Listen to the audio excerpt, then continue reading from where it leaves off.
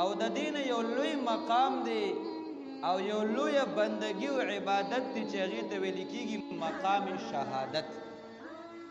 نو یو عبادت دی او یو شهادت دی.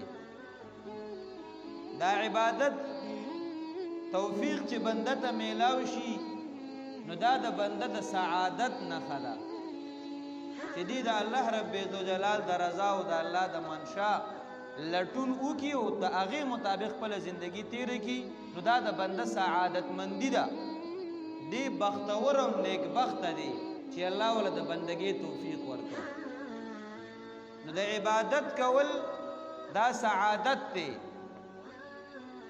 او بیا د الله رب عزوجلال د دین دپاره او د الله د رضا دپاره ځان قرباني کول دا شهادت دی. او هر یو مسلمان په دې دعا باندې خوشحالیږي او دا دعا غواړي یا الله وی د سعادت زندگی می نصیبه کی او د شهادت مرګ می نصیبه کی. نو دا عبادتونه چې بنده کوي نو دا عبادت دی، مقام عبادت. او دا بل مقام شهادت دی چې دا د دې بندګۍ نه اوچت مقام دی، لوی مقام دی.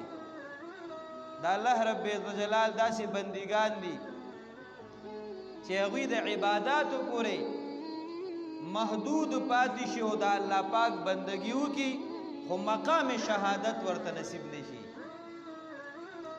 او د الله رب عزوجلال په دې بندګانو کې داسې نیکبخته خلک هم دي چې د هغې زندګي د سعادتي او مرګ د شهادتي. په زندګۍ کې هم د الله پاک منشا او د الله رضا او عبادتونه او قربانۍ او د الله خوشحالول دا د دې د زندګۍ معمولي. او چې کله دنیا نه رخصتیږي نو د خپل زندگی په الله باندې قربان کی. قل ان صلاتي ونسكي ومحياي ومماتي لله رب العالمين. عبادتونه هم د الله لپاره دي، ژوند هم د الله لپاره دی او مرګ هم د الله لپاره دی. په دغه عظیم